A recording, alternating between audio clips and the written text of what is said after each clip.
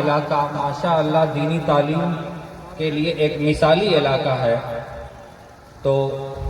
ہمارے مفتی امانت صاحب اور تعلیمی ملی بورڈ کے اراکین کی فکر یہ ہوئی کہ عصری تعلیم، دنیاوی تعلیم کے طرف ہمارے علاقے میں جو نمایاں پہل ہونی چاہیے تھی وہ نہیں ہو پا رہی تھی۔ اسی کو مد نظر رکھتے ہوئے یہ پہل کی گئی ہے، جس کو کہ آپ ملی 30 کے نام سے جان رہے ہیں۔ اس کے پہلے مرحلے میں لائبریری قائم کی گئی ہے، اور میں پہلے ان پہلو کے طرف آپ کو نظر ثانی کرانا چاہوں گا کہ آخر ان کی ضرورت کیوں ہے۔ اس وقت آپ کو سمجھنا ہوگا کہ ہمارے دیش میں جو اعلیٰ دنیاوی تعلیم کے لیے جو انسٹیٹیوٹ ہیں، جو ادارے ہیں، وہ دو طرح کے ہیں۔ ایک انسٹیٹیوٹ ہے جو INI انسٹیٹیوٹ کہلاتا ہے،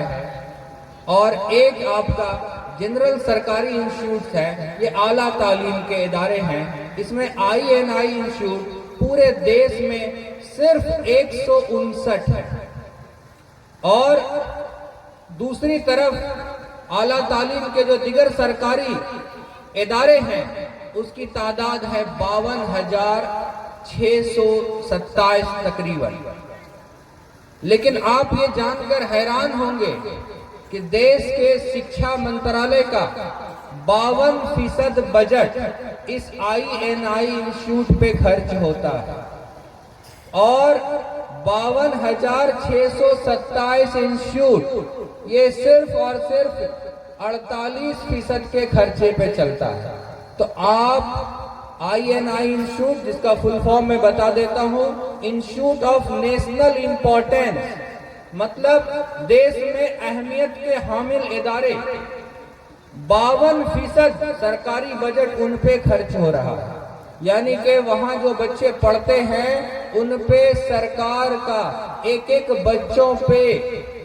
40-50 لاکھ سرکار کا خرچ ہوتا ہے۔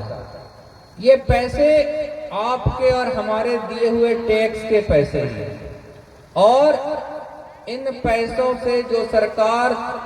بچوں کو تیار کر رہی ہے، جو ادارے ہیں، ان میں کن انسٹیٹیوٹس کا نام آتا ہے تو آپ کو بتا دوں: ایمز،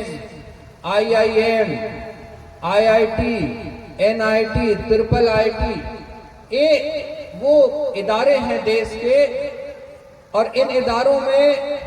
ہمارے جو مسلم آبادی کے لوگ ہیں وہ 1% بھی نہ ہوں گے۔ تو سوچئے کہ ہمارے آپ کے جو ٹیکس کے پیسے ہیں، ہمارے آبادی کے تناسب سے کیا ہم اس کا استعمال کر پا رہے ہیں؟ تو آخر اس کی فکر کرنے کی بہت لاحق ضرورت تھی کہ ہم اس کی فکر کریں کہ اگر ہمارے آبادی دیش میں 15%، 16% ہے، بلکہ اس سے بھی زائد ہو، تو اسی آبادی کے تناسب میں ان INI انسٹیٹیوٹس میں ہمارے بچے بھی پہنچیں،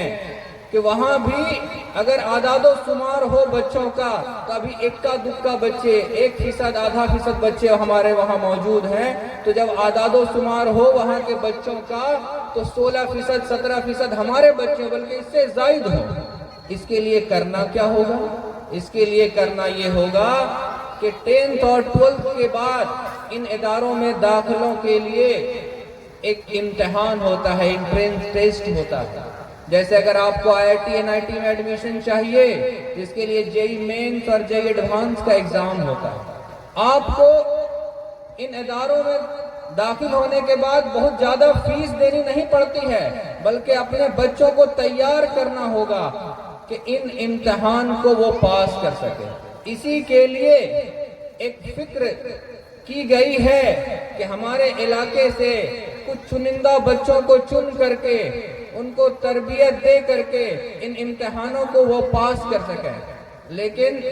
جب اس کے لیے پہل کی گئی تو بڑے ہی افسوس کے ساتھ کہنا پڑ رہا ہے کہ اپنی اتنی بڑی آبادی میں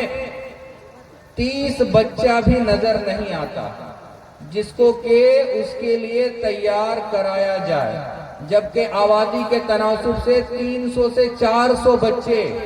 ہونے چاہیے تھے جو ان امتحانوں کی تیاری کرتے، یہ بڑے ہی افسوس کا مرحلہ ہے۔ تو میں چاہوں گا کہ جہاں جو لوگ ہیں وہ عزم و ارادہ کریں کہ ہمارے بچے بھی ان اداروں میں پہنچیں، اور ان کو پہنچانے کے لیے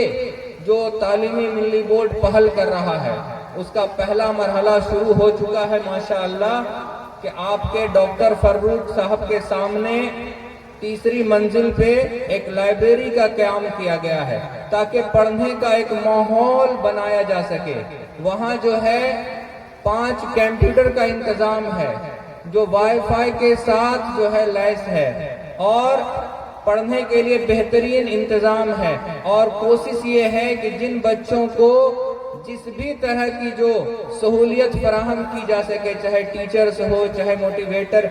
موٹیویشنل اسپیکر ہو، جس طریقے سے بھی ان کو راستہ بتایا جا سکے وہ کیا جا سکے۔ میں چاہوں گا کہ آپ لوگ دعاؤں سے نوازیں انہی باتوں کے